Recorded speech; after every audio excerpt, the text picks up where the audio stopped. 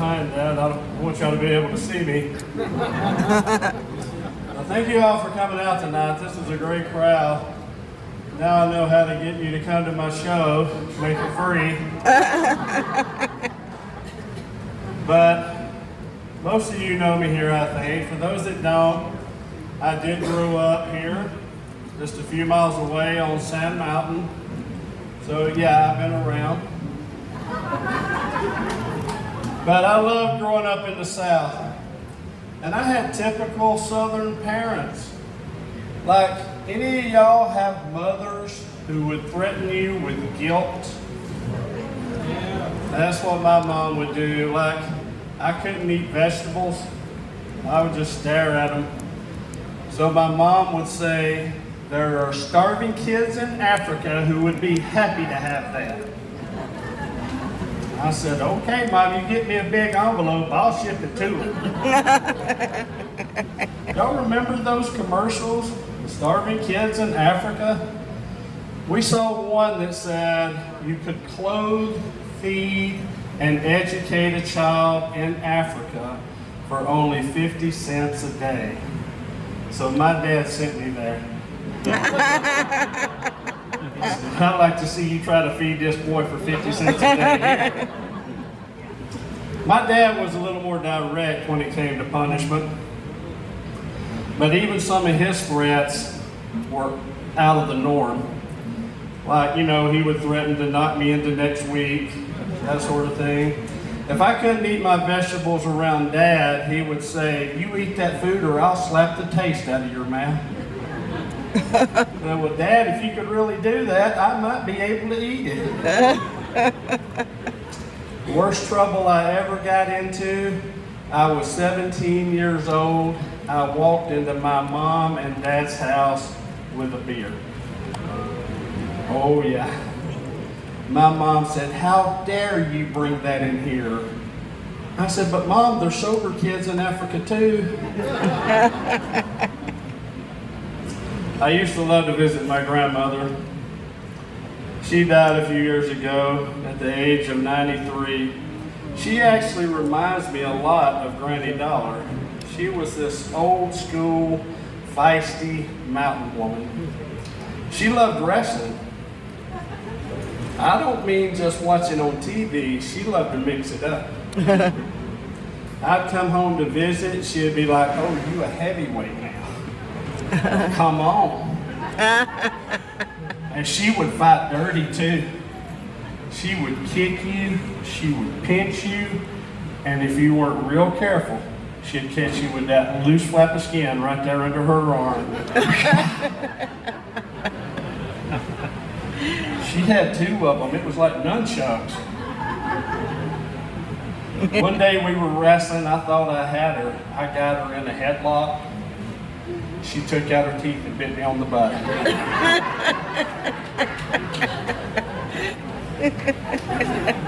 I always loved the South. I lived in Wisconsin for 10 years, and people up north, they don't get us. They don't understand our expressions. You know, if I said I was fixing to do something, they would be confused. My favorite Southern expression is, bless your heart. And up north, they didn't even understand that that has two meanings. Like if someone tells you Sister Johnson is in the hospital with pneumonia, you would say, well, bless her heart. And what you mean is you feel really bad for her and hope she gets better. But if somebody were to tell you something like, did you hear that Bubba shot off half his ear playing Russian roulette with a single barrel shotgun? You would say, well, bless his heart. But in that sense, what you mean is, Bubba is an idiot. We just don't like to use that kind of language in the South, so we just say, bless your heart. A guy from Milwaukee asked me one day, he said, you're from Alabama? You must be a Jesus freak. I said, yeah, you must be a regular one. The guy thought all we did in the South is sit around eating grits, eating watermelons, eating fried chicken, drinking sweet tea, going to church, going mudding, dating their relatives, and looking for UFOs. That's okay, I set him straight. I said, I do not drink sweet tea, and second cousins don't count. That is the hardest part about being a guy and growing up in the South. Is the most beautiful women you will ever know in your life are your cousins. I can remember going to family reunions thinking, should I take a date or try to meet someone dead?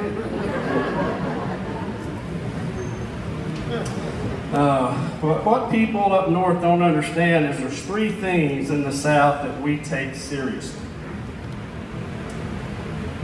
Religion, college football, and the weather. Like, I'm pretty sure Noah was from Alabama. That's why when it rained for 40 days and 40 nights, nobody thought anything about it. But I was driving across the bridge on Lookout Mountain about a year ago on my motorcycle, going over the canyon, and halfway across, I see a man standing on the guardrail, right on the edge. And I could tell he was getting ready to jump. And I knew it was my Christian duty to try to talk him down. So I came up very slowly and I said, you don't want to do this. He didn't even look around. I knew I had to try to make a connection with this guy, so I said, hey, do you believe in God? And he said, yes, I do. I said, me too. Me too. I said, what denominations? He said, Baptist. I said, me too. I said, what discipline? He said, Southern Baptist. I said, me too. And I could tell he was starting to listen to me. And I said, Roll Tide or War Eagle? And he said, Georgia Bulldog. So I pushed him off.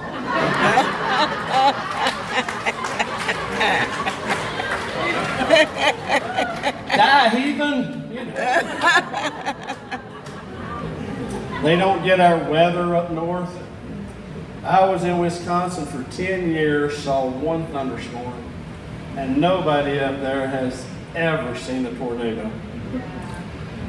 So this woman asked me one day, she said, can you describe what a tornado is like? And I said, well, an Alabama tornado is kind of like an Alabama divorce. You know somebody's losing a trailer.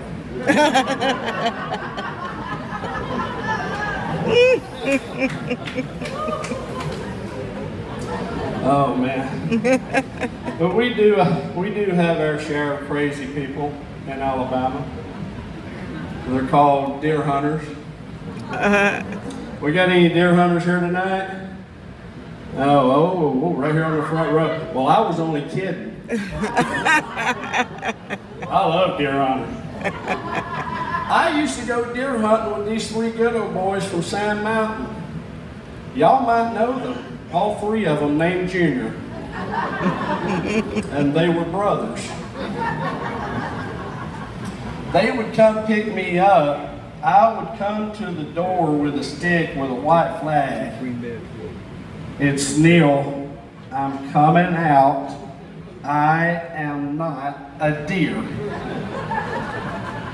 And I always knew there was one of them in the truck going, that's just what he wants us to think. They're crazy. One day, one of the juniors got in trouble. Now, what I'm about to tell you is a true story. I used to carry the newspaper clipping around with me when I would do comedy so people could see this was real.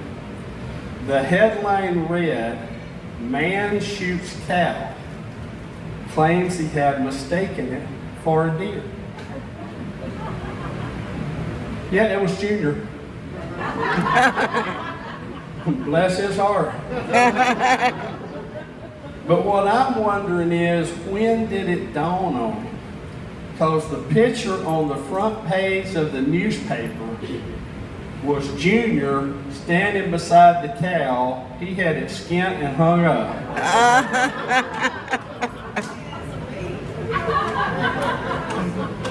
And I could just hear him bragging about it. Yep, it dressed out 750 pounds. But what? It's a 2-point. Well, I tell you how I got it. I was walking through the woods. I came right up on him. He didn't run or nothing. He just stood there and went. I thought, I'm in luck. He's in heat. So I pulled up and I fired. Took me 27 shots to kill him. I got lucky. He kept bumping into those other deer trying to get out the gate. I had to track him a few times. That bell around his neck came in real handy.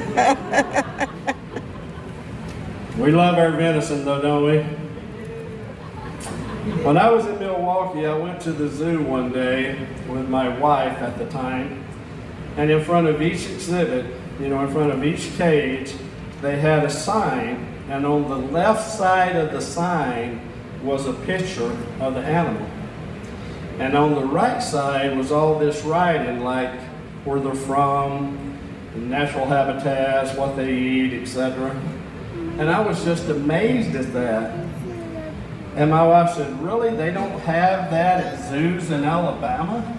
And I said, well, yeah, they do, kind of. I said, they have a picture of the animal on the left side, and on the right side is a recipe for it.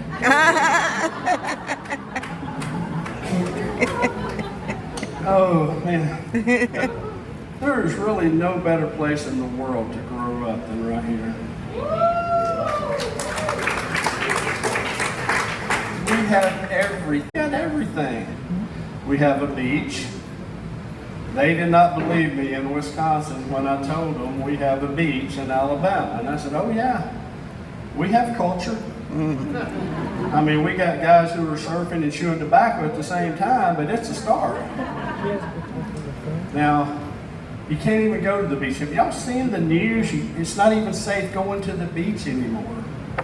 I mean, they got guns, they got drug dealers. A couple weeks ago, there were two good old boys walking down the beach at Gulf Shores, and they came across a huge duffel bag full of cocaine had washed up on the beach. They unzipped it and tasted of it and said, dang, these grits are ruined. And they just threw it back in the water. And the fish started eating. Experts now say that Gulf Shores has got the fastest fish of any beach. They have like 6 new species of flying fish.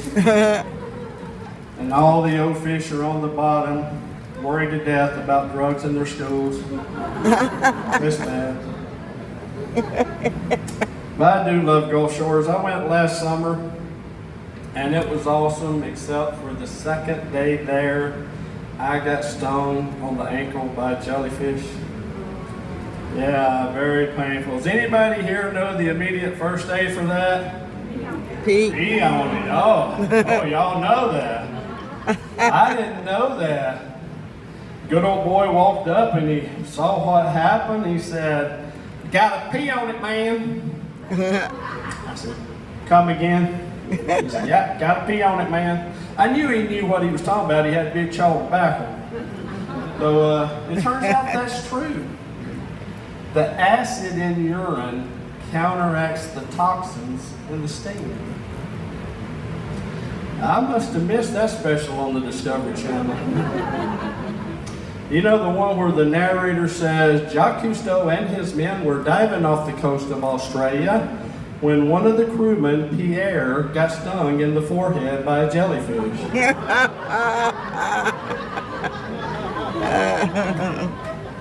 Now let's go to the front of the boat where they're prepared to administer the antidote.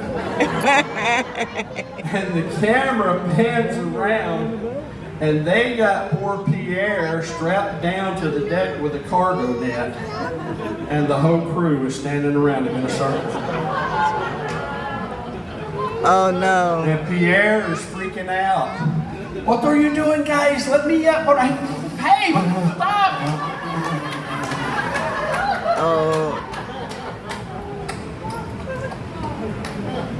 I think one of you is diabetic.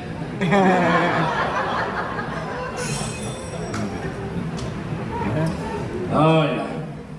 I don't like driving to the beach anymore. I don't like driving anywhere. Too many crazy drivers out there. Especially on I-59. Of course, they're not from here. They're just passing through, but every time I get on I-59, I know instantly that I'm the best driver on the interstate.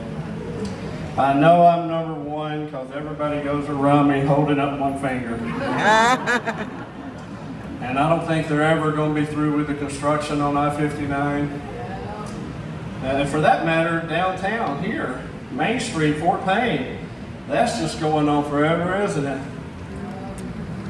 They got those signs there that tell you, you know, if the road's closed or if there's a detour. It's got all these bulbs in it. Half the bulbs are out. Have y'all noticed that? They've been doing that construction so long, half the bulbs are out. I went through there 2 days ago. I felt like I was playing Wheel of Fortune. I'm gonna need a vowel. I'm gonna try to solve it. But you know what driver I really hate getting behind? I hate getting behind that driver that leaves their blinker on forever. Isn't that annoying? And I thought about it, and I think what automakers could do, and I think this would be very simple. They could install a device inside the car that if the blinker stays on for, say, 30 seconds, the car automatically turns. That's how you put a stop to that. But when I was a young man, I loved driving. I love road trips. I try to find out where all the tourist attractions were, you know, find out where scenic overlooks, historical markers, everything. And now when I drive, I just want to know where the bathrooms are. And that's what GPS is good for. I can just take my phone and say, bathroom. And it'll tell me where the closest rest area is, convenience stores, fast food places. It's really neat. But I realized my app, my GPS app on my phone, has different settings. Obviously it has different languages and locations, but it has cultural settings. It had a setting that said Deep South. I thought that's for me, so I put mine on Deep South. A few weeks ago I was driving around and I grabbed the phone and said bathroom. And it said, ain't you got no empty bottle in the car?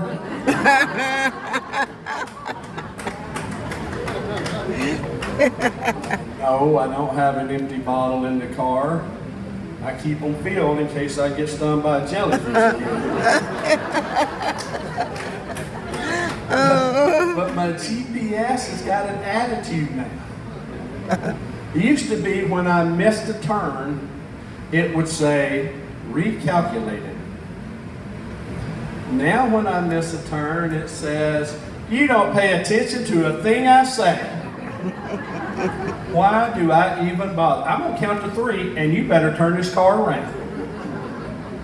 Shut up, or I'll give you something to cry about. I should have been an iPod. But GPS is awesome, though, of course. One reason is we don't have to stop and ask for directions anymore. You young people out there are not going to believe this, but we used to stop and ask total strangers for directions. Yeah. And you couldn't find a normal person to give directions. Like there was that one guy who was always a little too friendly, that for some reason seemed to think you grew up there. Well, you go down there to where they were going to build the new post office and take a left. You go down there to where my dog got ran over. Terrible. And then there was the one guy who was a little too confused. I don't think you can get there from here. But my favorite was the guy who got really helpful. Well, first you get back in your car. I'm glad I ran into you or I'd be walking my butt off. Another great thing about GPS, of course, is no stopping to buy maps. Y'all remember stopping at gas stations to buy those Rand McNally foldable maps? Yeah. And the bad part was it was usually the guy driving and he would hand it to his wife to read. Now, I'm going to tell you something I firmly believe to be true. Women are more intelligent than men.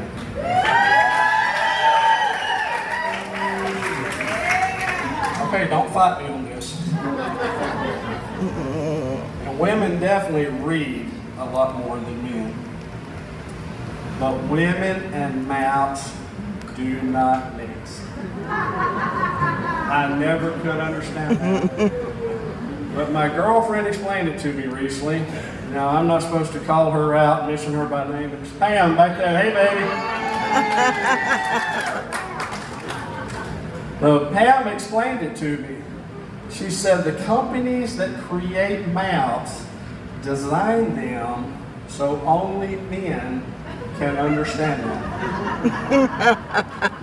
I said, what does that even mean? She said, because only a man would look at something an inch long and think it was a mile. Oh my Lord.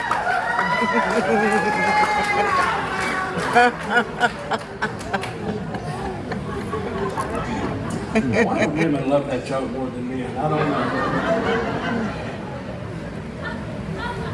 But the sad thing is, I don't like flying either.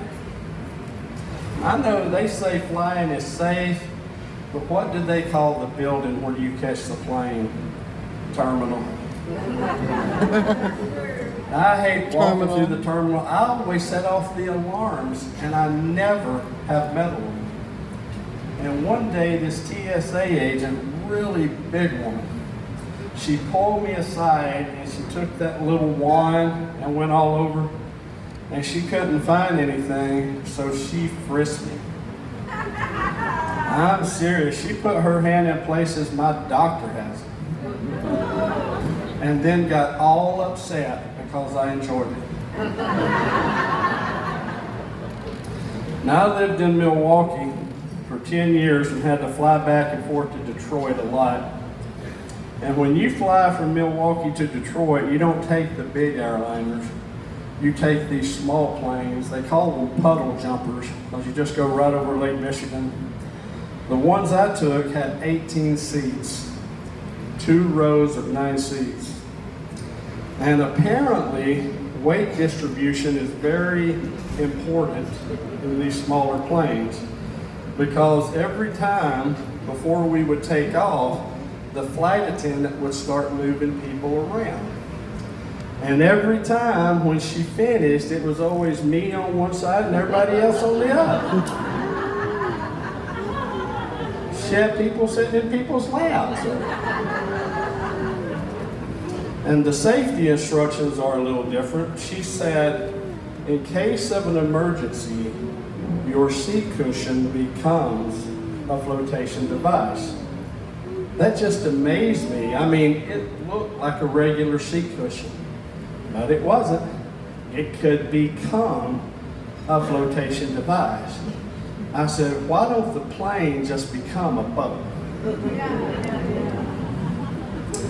I like the bigger planes a lot better, of course, but I hate when the pilot comes on and tells you there's something visible, something you can see out one side of the plane, because I am never on that side. Which makes me wonder if you can only, if only one side can see it, why does he tell everyone? He should just come on the intercom. Right. But you have got the coolest stuff outside your window right now. Don't everybody look at once. Just look at them over there. They don't even know.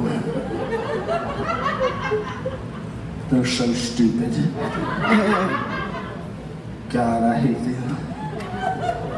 you people are the best people on this plane right now. You don't have to put your tray tables up if you don't want to.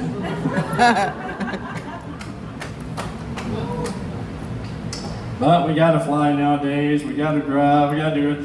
Technology though, whether it's airlines or GPSs or smartphones, technology has just jumped so far ahead of me. I mean, my VCR is still flashing 12. And younger people here going, VC what? But really, technology has jumped ahead of me. Here's another true story. I was working at the Depot Museum a few years ago. The power went off. And when it came back on, the printer that just always stayed on didn't come back on. And I'm pushing every button on it, trying to get it back on, nothing.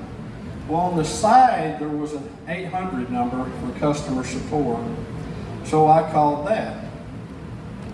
And I pressed 1 for English, and I got this guy in India. And well, don't get me wrong, Abu spoke perfect English. Now, I'm not assuming that was his name, I just know the rest of the story, so calm down. So he tells me to reach behind the machine, flip this switch, and then press the green button and hold it for 3 seconds. I did that, all the lights came back on. I said, hey, that worked. I said, what is that, some kind of reset procedure? He said, no, that's how you turn it on. I said, oh, okay, well, thank you, Abu. He said, you are most welcome. Bless your heart.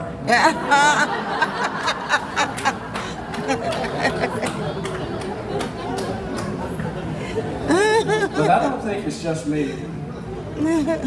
A couple of weeks ago, my phone in my home office quit working the landline.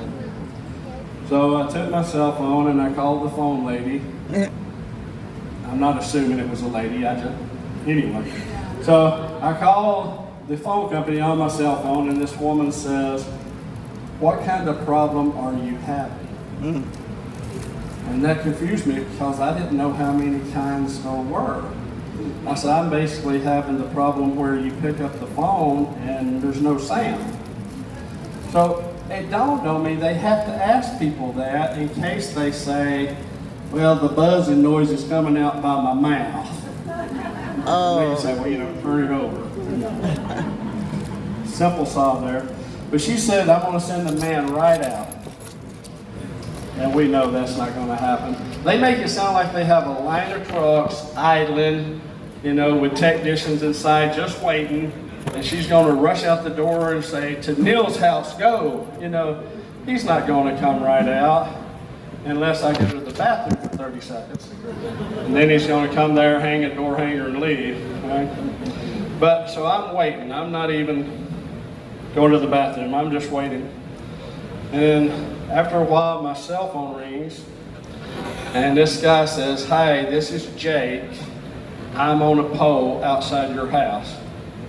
And as far as I can recollect, no one's began a conversation with me like that. I opened the window and there's Jake, just waving, which is really cool because usually there's no one on that pole. And today there's somebody whose name I know. So anyway, he goes to work. I went back to work on the computer. 2 minutes later, just 2 minutes, my landline rings and I answer it. And he said, hey, this is Jake. I'm the guy on the pole. I guess like I would have forgotten it in 2 minutes or confused him with another person on the pole. I don't know. And he said, I got good news and bad news. The good news is I think I got your phone working. And I'm like, seems to be. Thanks, Jake. He said, okay, if you need any other, need us again, just call us. And I said, well, wait, Jake. What's the bad news? He said, oh, I fell off the pole. I'm not kidding. Scared me to death. I rushed out there and he had only fallen. He was climbing down and he slid only about 7 feet, but it was still enough to shake him up, So I helped him get in the truck and watched him drive off. And all I could think was, no wonder State Farm fired that guy. Oh, man. But it's not my fault not knowing technology. I didn't grow up with technology. We didn't have everything we have now. They didn't teach, even in college, they didn't teach classes about technology. I went to Auburn University. Any Auburn fans in here? Any non-Auburn fans in here? Oh, I know. Y'all think Auburn students are a bunch of hicks and hillbillies. But trust me, when I went there, I lowered the bar even more. I was so country, people could not understand me. Even when I introduced myself, I would say, "Hi, my name is Neal Wooten," and they would say,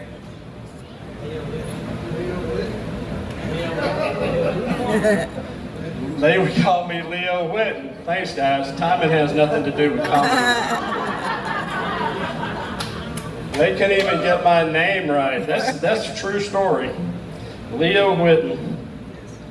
Everybody's always making fun of how I talk. One day I met these two female students that had come down from Boston to visit friends in Auburn. So I'm trying to impress them, so I give them my best line. I said, "Where do y'all go to school at?" They just laughed, and one of them said, "Yale." And I said, "Okay, where do y'all go to school at?"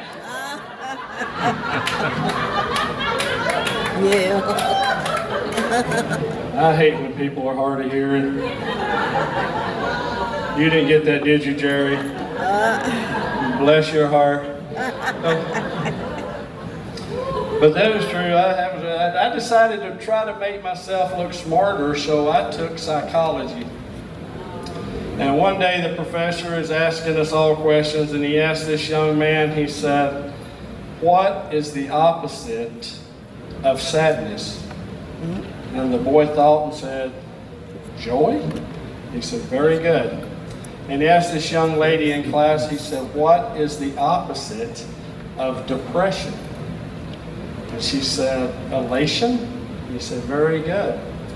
And then he called on me, Leo Wooten.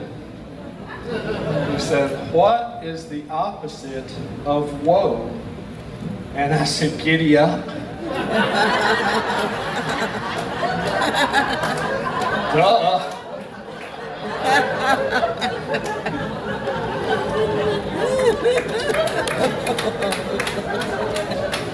But I think everybody knows that Auburn has got the finest veterinary school in the world. But what some of you may not know is they also have an excellent school of taxidermy. I majored in both. I was going to start a business with the slogan, "One way or another, you're getting your dog back." College was fun days, fun times. I have some college friends right over here. But it couldn't last forever, of course. Couldn't last forever. I eventually had to get out into the real world and get a real job. I fought it. I fought it for a long time, doing stand-up comedy. I even tried to be a hobo. I thought that would be a romantic lifestyle. So one day, with no money in my pocket and just the clothes on my back, I hopped a train. Unfortunately, it was a train in Fort Payne, and it sat there for 3 days. So. Y'all notice everybody in Fort Payne got that joke. We got a lot of folks from out of town. That might have went over their head, but everybody in Fort Payne gets that joke.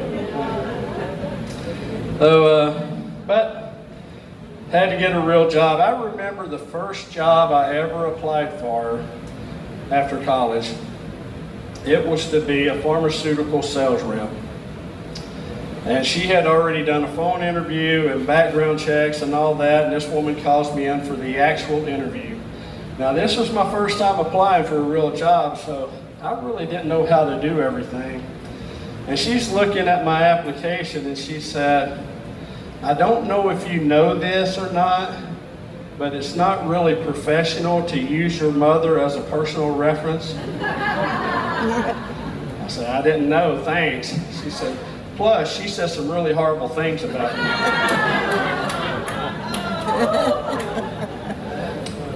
But she actually gave me a chance. She said, I see you don't have any sales experience, so let's do an experiment. Take my phone, walk outside the door, come back in, and try to sell it to me. I said, okay. So I took her cell phone, I went out the door, walked to my car, and drove home. Oh yeah, about 20 minutes later, she called me and she was hopping mad. She said, you bring my phone back now. And I said, okay, be $200.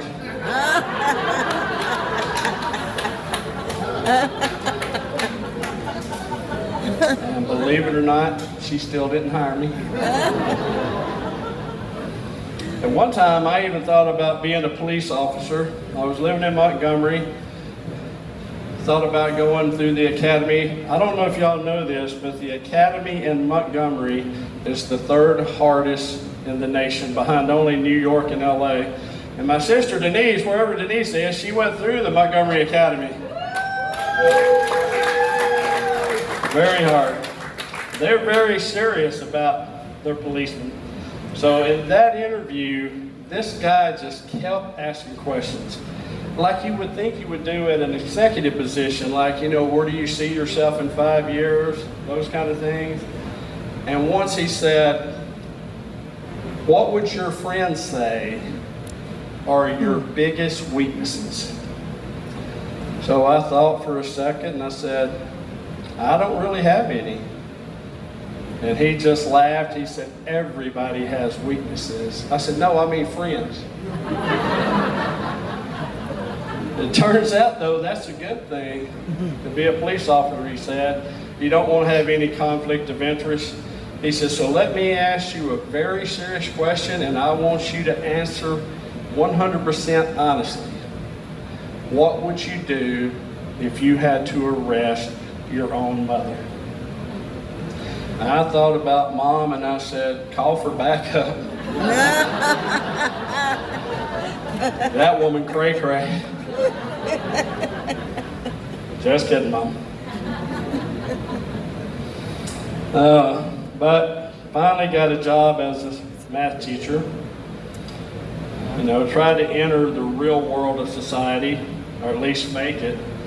I got married, got divorced, in that order. I got divorced a few years ago, and I got to tell you, trying to get back into dating at my age is a nightmare. It's horrible. And I have tried every kind of dating there is. I have tried computer dating, speed dating, blind dating, chloroform dating. I went out with this woman about 2 years ago, and I had heard a lot of crazy, wild stories about her. So halfway through dinner, I decided to put my cards on the table, and I said, will you spend the night with me tonight? And she said, well, I don't usually do this, but no.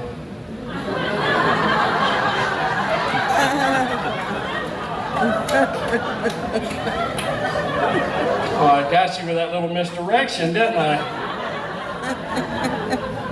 Now that quickly became a chloroform day. But it's tough out there. But I got to be honest, being married was not easy either. Not to me. My wife was from Mexico, and the first time she cooked for me, I ended up in the hospital, in the emergency room. Thought I was dying. And they run a bunch of tests, and finally this doctor comes in the room, and he said, Mr. Wooten, you are not having a heart attack. He said, it's indigestion. Blew my mind. I didn't know indigestion could feel that horrible. And he gave me a cup of liquid and he said if I drank it, I would feel better. And he was right.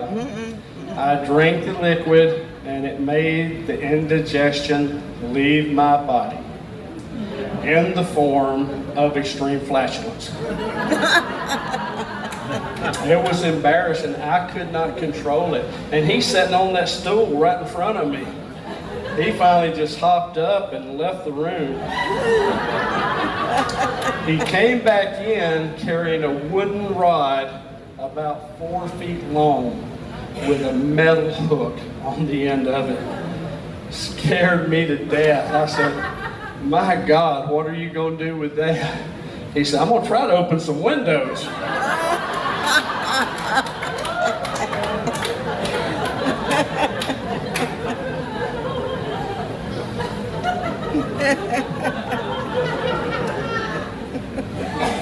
How many married men we got in here tonight? Sound off, yeah. Bless your hearts. No, I don't mean that in the bad way. I mean, I feel bad for you and I hope he gets better.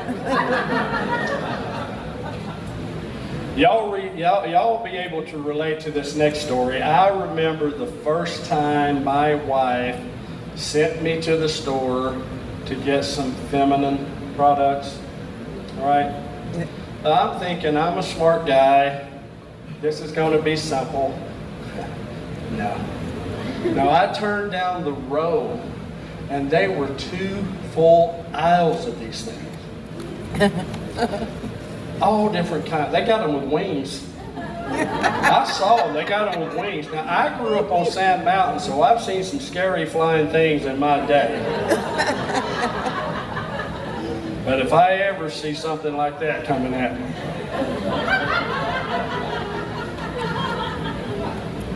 it takes a while for that visual to sink in.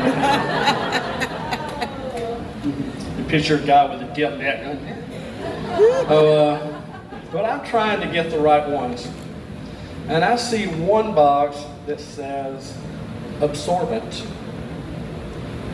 But then I see a box that says extra absorbent. And then I see a box that says super absorbent. And finally, I saw a box that said super extra absorbent. And I'm thinking, my God, how absorbent can they get? There must be a million uses for these things we haven't even thought of. You need to drain a swimming pool? Just toss one in. But I tell you what's going to happen. They're going to keep making them more absorbent. Pretty soon women are going to start to disappear. You'll just be walking down the sidewalk with your woman in here. And you turn around and she's gone. There's nothing there but a pile of cotton. You heard it here first. I really did try computer dating for a while. I wasn't any good at it.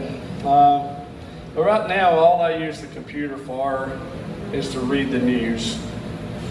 You can get up-to-the-minute news. No more waiting on the paper the next day. I love news on the computer. 2 months ago, there was a story on the news. Some of you may have read this. I noticed it because it happened in Milwaukee. They said a man, and they're assuming it was a man, broke into the warehouse of a condom manufacturing plant and stole 24 cases of condoms. Boxes, huge cases. It was an entire pallet full. Now, a spokesperson for the company said they were not going to press charges because if anything were to come out of it, which I thought was a strange thing for a condom manufacturer to say, but if anything were to come out of it, at least they would have a new customer. The guy has got 24 cases. Exactly how fast did they expect him to go through them? I bought a pack of 6 back in the 12th grade, and I got 4 left.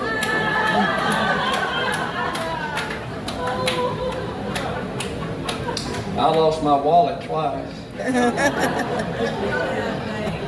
You know, I wrote that joke probably 35 years ago when I had been out of high school about 4 or 5 years. And it was funny then, but the longer high school gets away from me, the funnier that joke is. Let me tell y'all a trick I like to play on my single friends at Christmas time. I like to get them this little present, you know, a little stocking stuffer. And when they unwrap it, they see that it's a box of Trojans. And when they open it, a little wooden horse falls out. I know, where did I come up with this time? Y'all can play that trick if you want to. But this last Christmas, I went to play that trick, and I went to the pharmacy, but I forgot to take one of the little horses with me, and I couldn't remember which box it was I always bought. But you should have seen the look on this female pharmacist's face as I kept going up to boxes of condoms going,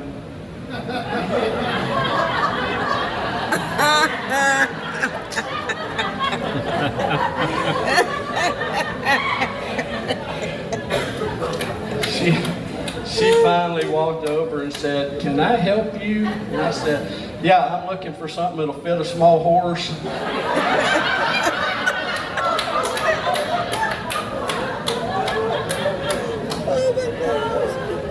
She gave me her phone number, which I threw away, baby.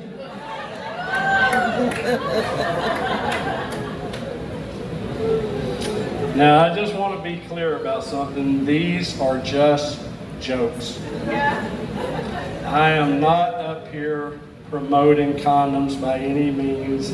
In fact, let me go ahead and make this the public service announcement part of the show and tell you guys, condoms are not 100% effective in preventing disease or preventing pregnancies, okay? My little brother, he found out the hard way that you can use condoms and still get your girlfriend pregnant. And it can cause the baby to be black. That's my show, guys. Thank you so much for coming out. Bless all your hearts.